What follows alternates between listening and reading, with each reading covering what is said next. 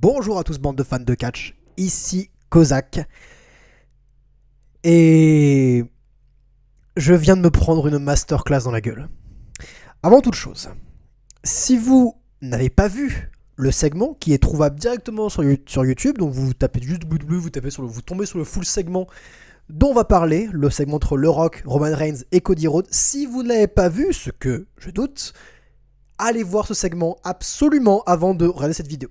C'est essentiel, parce que rien que pour profiter de la surprise du segment, de sa puissance et du côté masterclass du bordel, c'était tout juste, avant qu'on rentre dans les détails, en général, c'était parfait. Parfait. La pop, la hype, le build-up, l'histoire, mais aussi les personnages, les catcheurs, leur storytelling, leur background, tout est extrêmement logique, était extrêmement efficace et ne pouvait pas être plus hypé que cette manière-là. C'était tout juste parfait. Cela étant dit, rentrons dans le vif du sujet pour cette masterclass qui était la conférence de presse pour WrestleMania 40 qui a eu lieu à Las Vegas hier. Avant qu'on parle du segment principal, on a une table de commentateurs, on a Pat McAfee qui est présent, Michael Cole, mais aussi le petit Biggie. Biggie est revenu, Biggie est là pour faire commentateur, ça fait plaisir de voir Biggie. Il a l'air d'aller beaucoup mieux et il était super heureux d'être là, ça faisait plaisir.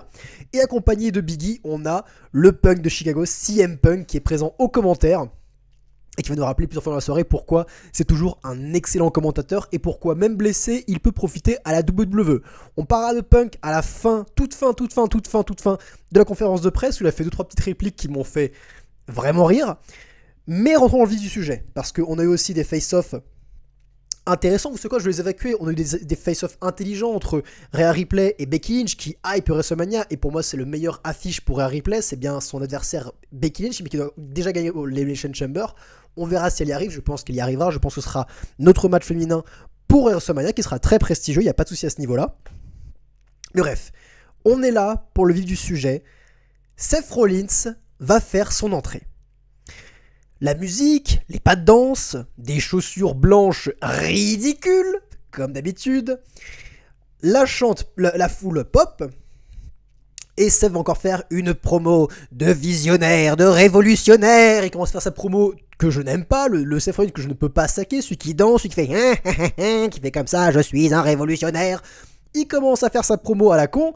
Il finit par dire « Ah, je trouve que c'est plutôt une big pop, selon moi. Je trouve que, ouais, j'ai une big pop. » En, du coup, critiquant Roman Reigns, en bâchant Roman Reigns. Mais il dit « On est là pour rentrer dans le vif du sujet. On est là pour voir quel sera mon main event, qui m'affrontera. Alors, tu sais quoi, Cody, ramène-toi, puisque c'est toi qui as décision de décider qu'est-ce que sera le main event de WrestleMania. » Et il demande à Cody de l'appeler, la foule commence à chanter Cody, Cody, et là, musique de Roman Reigns, la foule boue, forcément. Musique de Roman, il fait sa longue entrée avec Paul Heyman, tout le prestige, etc. Encore une fois, rien qu'au niveau des entrées, on ressent tout le côté plus prestigieux de Roman Reigns comparé à Seth Rollins. On a ici deux champions du monde, mais l'un d'eux est clairement plus prestigieux, et un championnat qui a beaucoup plus d'histoire, il y a eu beaucoup plus d'adversaires, etc., de prestige en fait à ce titre. Et tout le début de la promo, ça va être entre Roman et Seth Rollins, et sur ce côté, mon titre à moi est beaucoup plus prestigieux que le tien. Mais Seth Rollins va un peu toiser, va un peu provoquer Roman Reigns. Ah, t'es enfin venu bosser, on dirait. les gens vont commencer à rigoler. Et Roman dit, ouais, je suis venu bosser, toi aussi t'es venu bosser avec de belles chaussures. Hein. Il se fout de la gueule de ses chaussures, évident, parce qu'elles sont ridicules, ces chaussures. Et les deux vont commencer, voilà, continuer à se bâcher un petit peu, à se provoquer gentiment. Roman va dire, mais évacuez ce raté de la scène là, évacuez ce raté de la scène, il a rien à foutre sur ma scène à moi, je suis bien plus prestigieux que lui, tout le monde le sait. Et Roman va dire, bon, on est là pour parler de Cody Rhodes. La foule chante Cody, et Roman dit, ah oui, Cody, monsieur hésitation, un monsieur qui ne sait pas prendre une décision, il hésite beaucoup trop, et du coup, il hésite tellement que cette décision-là, elle lui appartient plus, voilà. Quand tu hésites trop, les enfants, ce qui se passe, c'est que votre décision, votre moment s'en va. Et au bout d'un moment, ce seront d'autres personnes qui prendront la décision. Du coup, ce sera moi, en tant que chef tribal et champion de la fédération, qui vais prendre la décision de quel sera le main event de WrestleMania. C'est moi qui vais choisir mon adversaire. Et mon adversaire sera... Et la foule chante Cody, Cody, Cody, Cody. Et il dit, mon adversaire sera le Rock. Et donc là, la foule commence à huer, mais musique de rock, et là la foule repop, puisque c'est le Rock, c'est une star, et quand tu entends son début de musique, forcément ça fait soulever les gens. Donc pendant toute son entrée, le Rock arrive, gros prestige, c'est une star, il fait réagir.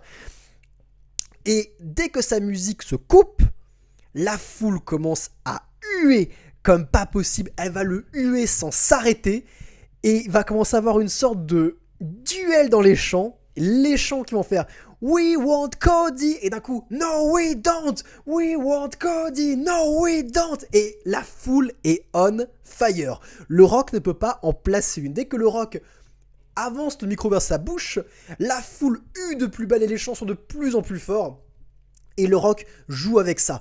Et on a pu dire tout le mal du Rock dans cette dernière émission. Enfin, j'ai pas vraiment bâché le Rock, j'ai bâché le Rock sur son côté politique, mais encore une fois, en termes de performance et en termes de ce qu'il vaut, de à quel point il est bon en promo, le mec c'est masterclass, le Rock c'est masterclass. Évidemment, il est hyper fort et il joue très très bien avec la foule. Donc il laisse les chants chanter, et d'un coup il va commencer à, disons qu'il va pas parler de Cody, il va teaser le match entre lui et Roman, et il va dire, selon vous, qui c'est qui va gagner? Est-ce que Roman va battre le Rock à WrestleMania? La foule chante, applaudit et voudrait voir Roman battre le Rock à l'heure actuelle. Et le Rock, on voit qu'il est concerné au niveau de ses expressions faciales, il fait des bêtes d'expressions, c'est parfait. Ou est-ce que le Rock va battre Roman Reigns à WrestleMania? Et la foule, elle hue encore une fois. C'est juste parfait, et elle rechante We want Cody, no we don't, we want Cody, no we don't. J'adore la passion, j'adore votre passion, bande de fans de catch. Mais en disant qu'il aime la passion, on sent que tous les chants Cody, ça commence à l'agacer, ça se voit intérieurement, le Rock est agacé, ça se ressent. C'est un superbe travail de personnage. Et il va finir par présenter aux journalistes, il va dire, eh bien, bande de journalistes, univers de la WWE, je vous présente les fameux Cody Crybabies, les petits pleureurs de Cody, quoi, ceux qui pleurent au nom de Cody. Ils nous traitent, nous, ceux qui ont lancé le mouvement We Want Cody, ils nous traitent de pleureurs, de petits pleureuses, etc. Donc la grosse huée, c'est une phrase qui déclenche du « pas possible » et des Rocky Sucks, et là, on le sait et on le sent, le Rock est en train de tourner heel. Il fait un travail de heel. Il bâche les fans, il les bâche directement. Les fans vont commencer à le what, à faire des chants what alors qu'il fait des pros, parce qu'il est en train de dire je vais vous présenter une preuve, what, un truc, what, que vous pouvez, what, que vous ne pouvez que considérer comme une preuve existentielle. Voilà, what. Et là, le Rock va présenter l'arbre généalogique de sa famille, de la famille de Roman Reigns.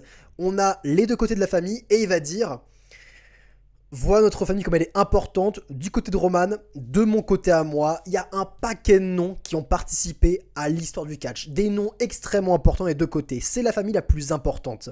Et ceci, dit le Rock, c'est la preuve qu'il n'y a qu'une seule famille royale et dominante dans l'histoire du catch professionnel. Et encore une fois, cette phrase c'est une masterclass et ça déclenche un paquet de boue, parce que là il vient de faire référence à la phrase d'intro qu'utilise Cody dans son entrée, que le catch a une famille de plus, une famille royale et dominante de plus dans son histoire, en parlant de la famille des Rhodes. Et le Rock appuie que non, il n'y en a qu'une seule, et évidemment, les fans huent comme pas possible, parce qu'il est en train de cracher sur le nom de Rhodes. Maintenant, il n'est pas en train de cracher que sur Cody, mais sur le nom de tous les Rhodes qui ont participé à l'histoire du catch. Et donc c'est sublime, encore une fois, c'est parfait, et c'est un putain de bon travail de heel. Et il appuie du coup avec cet argument, c'est aussi la preuve du coup que le Rock contre Roman Reigns, c'est le plus gros main event de l'histoire de WrestleMania. Donc vous aurez beau huer comme vous voulez, it doesn't matter what you think, on n'a rien à foutre de ce que vous pensez. Et il dit enfin sa phrase culte, sa phrase clé, sa phrase fétiche à l'encontre des spectateurs. Et ça fait un paquet de temps qu'il a pas eu cette phrase à l'encontre des spectateurs. C'est encore une fois un immense move de heel, et une très bonne, on va faire un petit arrêt là-dessus, une très bonne écriture de personnage. Parce que le Rock, c'est qui? Le Rock, c'est une méga star, c'est une superstar, il est beaucoup plus connu que n'importe quel catcheur en fait. Il est plus connu, c'est la star de cinéma la plus mondialement connue, la mieux payée à Hollywood. Certes, sa carrière est en roulis depuis ces derniers temps, Mais le mec est mondialement connu par tous les gens sur cette putain de terre. Donc oui, lui qui avance, qui a un ego surdimensionné et qui avance que lui contre son cousin, le plus gros main event de l'histoire de WrestleMania, ça fait sens. Et quelque part, oui, c'est logique. Et ce qu'on reprochait à cette affiche, ce n'est pas son prestige, mais bel et bien son timing. Et le fait que Cody était celui que l'on voulait voir, celui que la compagnie book depuis plus de 2 ans. C'est pour ça que le mouvement We Want Cody s'est lancé. Et c'est pour cette raison aussi que le Rock, qui a un ego surdimensionné, qui est une des personnes les plus importantes de cette putain de planète en termes d'influence, peut se sentir agacé de voir que les gens ne sont pas attirés par son match contre Roman, qui lui considérait être le match le plus important de WrestleMania. Tout cela fait sens, et sa frustration et son côté, pas inquiet, mais son côté déconcerté quand il entend les fans le huer, c'est parfait, et on sent son agacement, et c'est génial, et du coup on sent que ça le titille, que ça le pique, et du coup il est prêt du coup à bâcher le nom de Rhodes, et à bâcher les fans qui l'aiment tant, et il les bâche, il se venge contre eux, parce qu'il montre à quel point il est frustré de tout cela. C'est une parfaite écriture de perso, et une parfaite interprétation de la part du Rock. Et bien sûr qu'on est à ce stade-là, on sent qu'il va y avoir un truc qui va se passer. Ça ne veut pas se limiter à ça. Le Rock ne peut pas nous bâcher et se terminer le show là-dessus. Du coup, il va commencer à serrer la main de son frère, lui faire même un câlin, lui dire des trucs dans l'oreille. Et c'est à ce moment précis où Cody va faire son entrée, son apparition. Il n'y a pas de musique, c'est pas grandiloquent, il fait pas le show.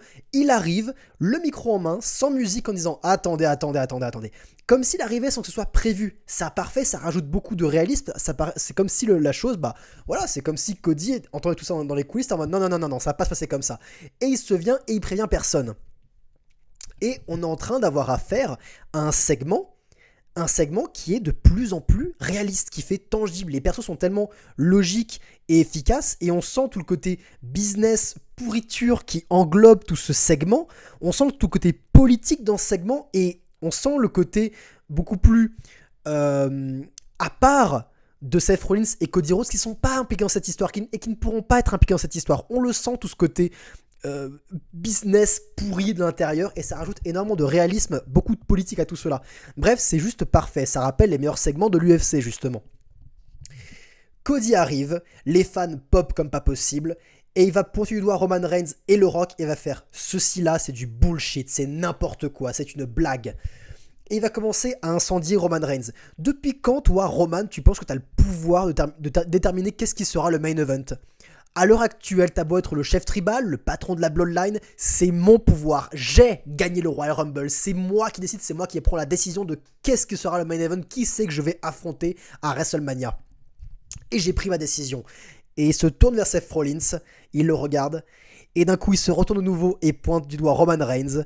À WrestleMania en main event, je t'affronterai toi, Roman Reigns. Et là, la foule, elle pop comme pas possible, et Roman sort enfin ses meilleurs faciès. La gueule de Roman, c'est une masterclass. On sent à quel point il est en mode « Pardon ? T'es sérieux ? Non, pas possible !» Parce que Roman, encore une fois, son personnage fait beaucoup de sens. Il est conscient que Cody peut le battre. Il en est parfaitement conscient, et on sent... Et du coup, il a peur de Cody quelque part. Il a vraiment peur de Cody. Quand Cody a gagné le Rumble, on avait vu la peur sur le visage de Roman Reigns. C'était parfait. Et cette affiche, qui est une affiche d'un point de vue business, qui est une affiche familiale avec le Rock, on sent que de son côté, dans le kayfabe, ça peut être un match arrangé, ça peut être un match où on s'entend. Et lui choisit le Rock. Voilà, il pense à la thune, il pense à l'argent. Il va faire le plus gros main event de WrestleMania. Ça lui va, Roman Reigns. C'est une décision parfaite. Et le fait que Cody revienne pour désigner ça et enfin faire preuve de pouvoir, d'autorité, il devient hyper concerné, et il commence à paniquer, et il va commencer à dire à Cody mais t'es stupide, mais Cody, réveille-toi, ce deal il est déjà fait depuis longtemps, va à la table des numéros 2, va à la table des perdants, dégage, tu nous embarrasses là, ton année c'était l'an dernier, t'as perdu, et t'étais qu'une péripétie dans mon histoire à moi, personne n'en a rien à péter ton histoire, t'es inutile comme ton père. Encore une fois, et quand il dit comme ton père, Cody, il est oh putain, et ça le trigger. Cody, ça l'énerve d'un coup, parce qu'on le sait, quand on parle de son père, c'est sa kryptonite, il ne peut pas le saquer quand on dit ça, et Roman Reigns le sait. Bref, encore une fois, masterclass à ce niveau-là, et le Rock, il reste derrière et il écoute. Là, le Rock a pris un peu de recul et va laisser un peu Roman et Cody se remettre sur le devant de la scène, parce qu'après tout, c'est eux le main event, du coup, c'est eux sur le devant, et le Rock va écouter ce qui se passe. Et Cody va rétorquer. Tu parles de famille. La Bloodline, c'est ta famille? Ah ouais, d'accord. Bah comment il va, Jay, du coup, si c'est ta famille? Et la grosse réaction de la foule, encore une fois, parce que Jay, il est plus dans la Bloodline, ça a clashé comme pas possible et ça fait réagir les gens. Ce ne sont pas ta famille, ce sont tes laquais, ce sont tes larbins. Et vous deux, toi Rock et toi Roman, vous n'avez rien branlé depuis 2 ans. Alors c'est toute cette histoire de chef de table, ça me fait vraiment rire. Et encore une fois, il enchaîne les bangers sur bangers sur bangers. Et le Rock et Roman Reigns y réagissent. Et la foule aussi, c'est parfait. Et t'as parlé de mon père. Mais écoute, si tu veux parler de famille, on va parler famille. Parce que si ton grand-père était présent, et si son grand-père au Rock était présent, et bah sachez une chose, c'est qu'ils auraient honte de vous. Encore une fois, masterclass, un gros ou de public, Roman, les faciès parfaits. Mais c'est au moment où Cody parle de famille, encore une fois, il ne serait pas son but, c'est Roman qui a triggeré Cody à rétorquer. Mais Cody parle de famille. Et c'est à ce moment-là où le Rock va commencer à avancer tranquillement vers Cody Rhodes. On voit Adam Pearce, Nick Aldis et Triple H séparer Roman et Cody. On sent ce côté réaliste, en mode on est prêt à intervenir au cas où. Ça rappelle Dana White à l'UFC. Le Rock avance calmement vers Cody. Et on sent qu'il est hyper énervé et qu'il se contient. Et il va dire très calmement à Cody, qu'on soit bien d'accord. Quand tu parles de sa famille, tu parles de la mienne. Quand tu parles de ses ancêtres, tu parles de mes ancêtres. Quand tu parles de son sang, tu parles de mon sang. Donc maintenant, on a un problème, Cody. Et là, le silence y plane, il y a une sorte de tension qui est planante et le Rock va foutre une baffe magistrale à Cody, une baffe qui va lui décoller les dents. Cody, bam, il la vend. Et dès que la baffe est mise, la foule, elle hurle et tout le monde sur la scène s'excite, c'est parti. Les officiels essaient d'arrêter Cody de vouloir foutre une mandale au Rock. Le Rock, il provoque encore, Roman aussi, il provoque encore. Seth Rollins, il pète un câble, Seth Rollins, tout le monde se bat les couilles.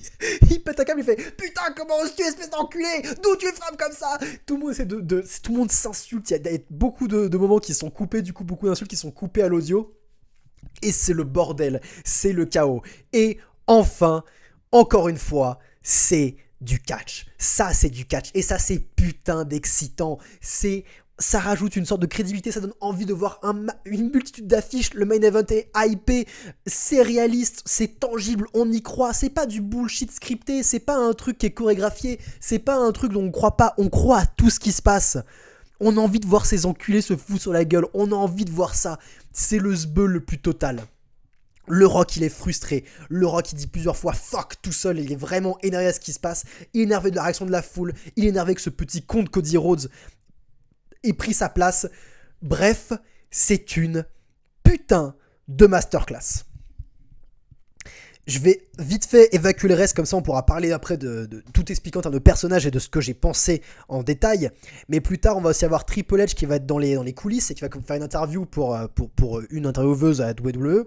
Et on va voir le Rock qui va avancer avec son cousin, avec Roman. Les deux vont être ensemble. Encore une fois, on se dit putain, mais les deux ils traînent ensemble tout le temps. Les deux ils sont liés comme frères et sœurs, quoi. C'est les mains dans la main, tu vois. Et on sent encore une fois tout le côté pourri et business qui était prévu en fait. En les voyant tous les deux à côté. On sent que les mecs, ce combat, il était arrangé. On a cette sensation, en fait. Et c'est super pour le kayfabe.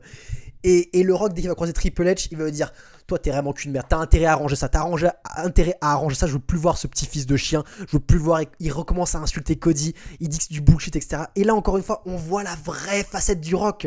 On a vu la facette du Rock où tout allait bien, dans le kayfabe, encore une fois. La facette du Rock où, voilà, je hype les gens, je maîtrise la foule, voilà, je suis un gros babyface, etc. Je réagis.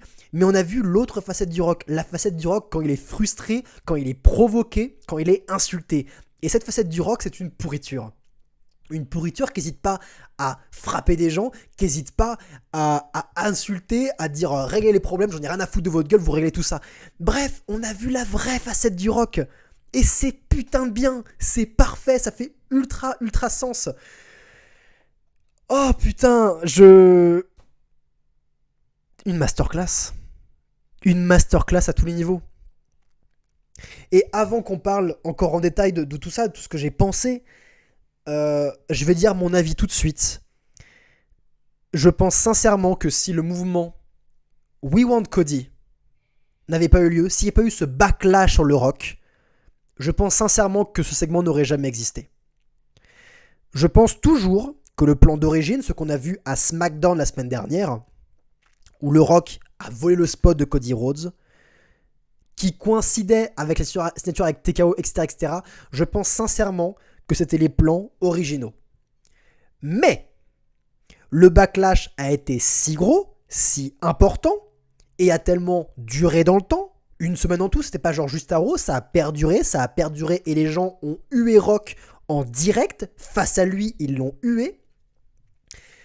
Ça va forcer la WWE à réagir. Triple H et Nick Khan ont dû réagir, et TKO et le Rock ont écouté et ont réagi. Ils ont tous écouté ce qu'avaient à dire les fans et ont tous trouvé la solution à faire. Je pense toujours sincèrement, comme je disais dans ma review de la semaine dernière, que ce qu'on avait vu sous les yeux n'était pas un work, mais ce qui allait suivre pouvait le devenir. La suite, depuis Monday Night Raw, était un work. La suite, depuis Monday Night Raw, était un work.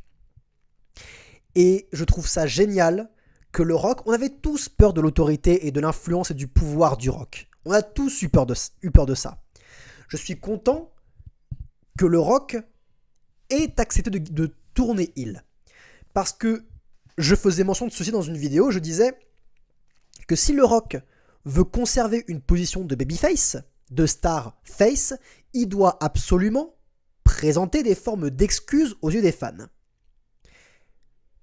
Il a décidé autre chose. Il a décidé de surfer sur la vague qui lui était donnée. Je ne m'y attendais pas, je ne pensais pas que le Rock ferait un truc pareil, lui qui pense autant à son image.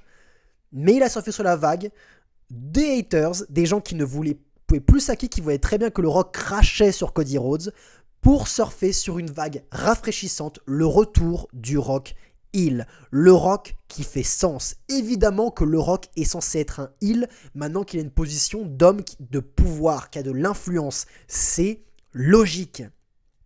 Tout à fait logique. Et c'est parfait.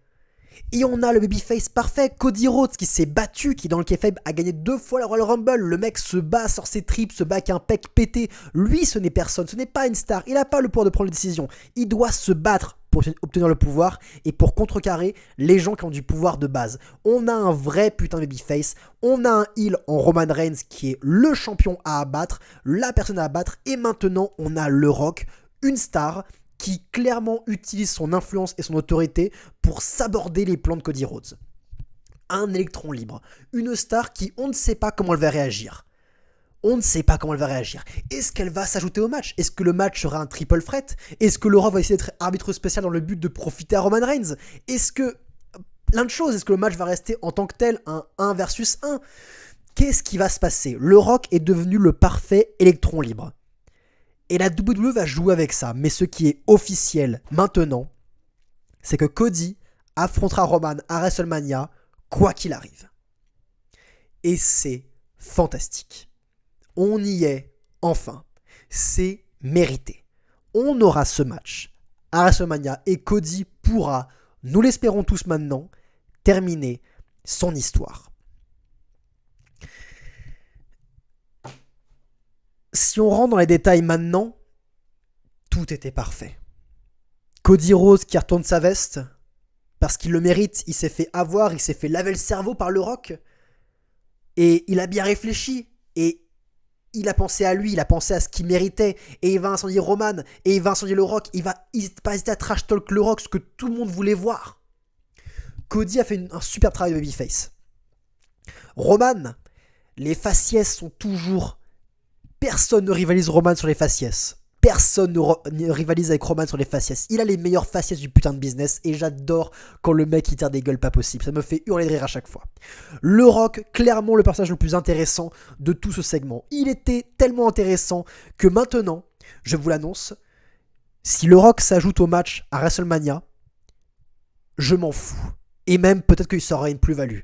Moi qui critique sans cesse les triple threats, parce que je dis sans cesse que un duel, un 1 versus 1, est plus important et plus intéressant et véhicule beaucoup plus facilement des émotions qu'un triple threat. C'est normal, ça marche pareil dans n'importe quelle fiction, au cinéma, etc., etc. Les duels déclenchent plus d'émotions que les triple threats. C'est normal, le spectateur a moins de choses à gérer dans sa tête et peut plus facilement s'investir dans le héros et avoir peur du méchant. Il n'y a pas 100 000 choses à penser. C'est pour cette raison que je préfère les matchs 1 versus 1. Mais maintenant, avec ce triple threat, si on a un triple threat, le Rock est une star. Et ce sont les rares cas où les triple threats peuvent être importants parce que vu que c'est une star, sa position de star peut inverser la tendance et rendre la chose plus intéressante. On a toujours ce match Roman contre Cody, c'est eux l'enjeu principal, mais il y a le Rock qui gravite, le Rock gravite autour. Et sincèrement, c'est un triple threat maintenant, avec cette masterclass là, avec tout le développement qu'on a eu, avec ce setup et ce background précis, ça ne me dérangerait pas. Je préfère toujours, je pense, voir un 1 versus 1, et pourquoi pas même un 1 versus 1 avec le Rock en arbitre spécial, je pense que c'est ce que je préfère, mais si on a un triple threat, bah ça me dérange absolument pas. Même c'est potentiellement plus intéressant. Je ne sais pas. Quel que soit le cas de figure, ce sera intéressant. Le Rock Master Class. Il a prouvé qu'il pouvait écouter les fans avec ce geste. Et je suis très reconnaissant envers lui. Et enfin, Seth Rollins. On va faire vite. Bah malheureusement, Seth Rollins a illustré, une fois de plus, qu'il n'est qu'un champion secondaire. On s'en foutait de lui. Et il a beau à la fin, quand tout vous a dégénéré, il a beau avoir commencé à hurler, etc. Non, dégagez. On s'en bat les couilles de lui. Malheureusement, c'est un champion secondaire. Mais la WWE joue avec ça. Elle joue avec ça. Elle a 2 titres, il y a forcément un titre qui aura moins de valeur que le titre principal. C'est normal, c'est logique, encore une fois, c'est pour ça que je trouve qu'il ne devrait pas y avoir 2 champions. Mais bref, passons, ce n'est pas le sujet. On peut jouer avec ça. Et maintenant, je vois la voie toute tracée pour que Drew McIntyre dise à Seth, je vais t'affronter et te battre. Et de toute façon, en l'état, tu es un champion secondaire. Tout le monde le voit, tu n'es pas meilleur que Roman, tu es en dessous de lui, ton titre ne vaut rien. Dans tes mains, il ne vaut rien. Mais moi, Drew McIntyre, je vais te battre, toi, Seth Rollins, et donner du prestige à ce titre. Donner beaucoup de prestige à ce titre. Et si c'est ce qui va arriver... On sait que quand Punk va revenir pour confronter Drew McIntyre pour le titre du poids lourd, l'affiche elle est magistrale, elle est superbe. Et là, le titre poids lourd aux mains de Punk peut avoir tout le prestige dont Seth peut jalouser.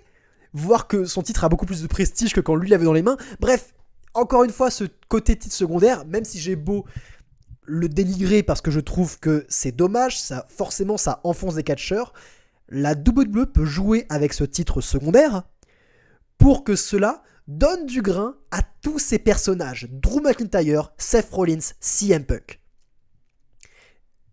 J'ai hâte du futur de ce titre qui pour l'instant est bel et bien secondaire, qui est bel et bien laissé de côté, qui est bel et bien au second plan, mais qui peut être par l'avenir un titre très important qui peut donner place à des choses merveilleuses.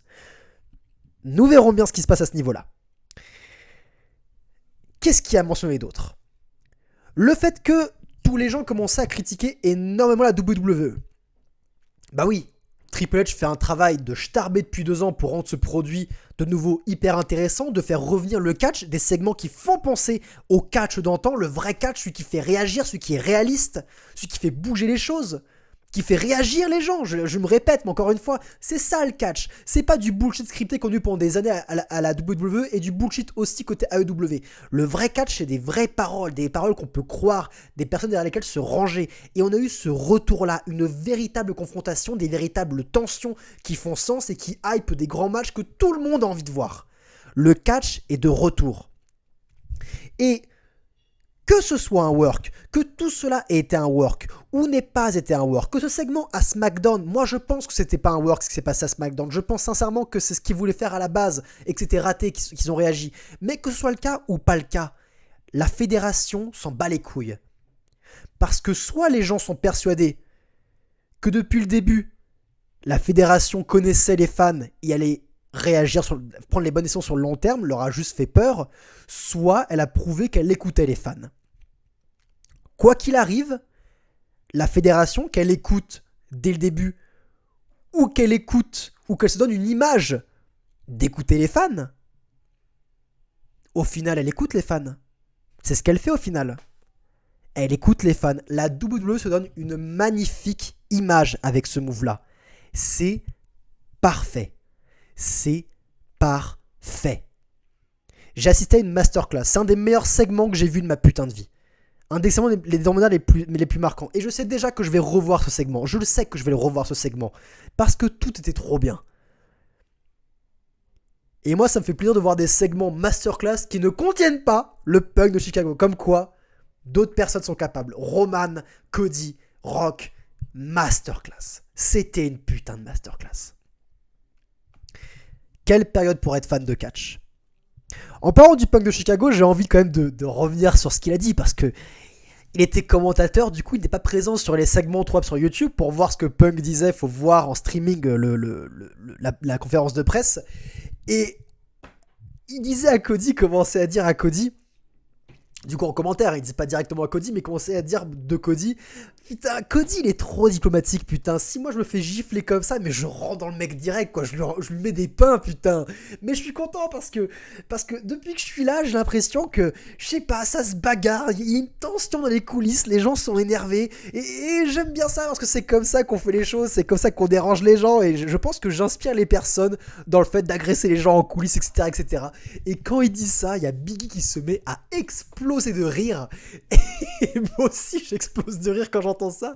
Et encore une fois, la réaction de Biggie sur le fait que Punk fasse référence au bordel qu'il a foutu à la l'AEW, Biggie en rigole.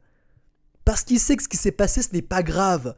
C'est genre juste qu'il était frustré d'avoir affaire à des gamins et du coup tout est parti en couille. Et encore une fois, le fait que Biggie rigole est la preuve ultime, encore une fois, que tout ce foutoir qui a eu lieu à la l'AEW n'aurait jamais dû avoir l'envergure que ça a eu et qu'on avait affaire à des gamins et que le renvoi de Punk était la pire décision possible. La pire décision possible. Le mec se fout de leur gueule ouvertement, constamment à la télé et la WWE se marre avec ça. Les talents se marrent avec Punk. Oh, c'est parfait, putain. Encore une fois, pour faire un résumé, work ou pas work, la compagnie se donne une belle image. Le Rock surfe sur cette nouvelle image qu'il a. Il surfe sur un personnage de heel qui est extrêmement intéressant et passionnant. Et fait en sorte que, même si le match devient un triple threat, si le Rock utilise son pouvoir pour se mettre dans le main event, bah putain, ça ferait sens. Cody a craché sur sa famille. Selon lui, Cody a craché sur son sang, sur ses ancêtres. Il a une bonne raison d'en vouloir. Il a une bonne raison de lui coûter la victoire, de le faire chier. Donc s'il le fait, c'est maintenant justifié et logique. Donc là, Rock peut être content. Et vous savez quoi ? Le Rock doit être dans le main event de WrestleMania. Que ce soit en tant qu'arbitre ou en tant que lutteur, tout a été justifié pour. Et il doit être présent. C'est obligatoire. Et j'ai hâte de ça. J'ai hâte de la suite. Est-ce que Punk maintenant... Imaginons que le Rock va commencer à influencer un peu tout le bordel, à se mettre dans le match. Est-ce que Punk, qui va être au commentaire, va un peu se soulever contre la chose ? Est-ce qu'on va un peu teaser aussi un potentiel match futur entre Punk et le Rock, qui est aussi une affiche qu'on a envie de voir ? Il y a trop de choses, Les personnages, masterclass. La réaction de la fédération, masterclass. Le côté réaliste, masterclass. C'était si bien.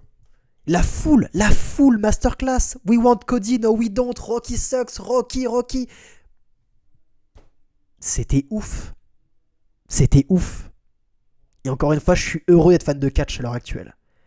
Vraiment heureux d'être fan de catch pour assister à ça. Et c'est l'un de ces segments que je n'aurai aucune honte à montrer à mon entourage qui n'est pas fan de catch.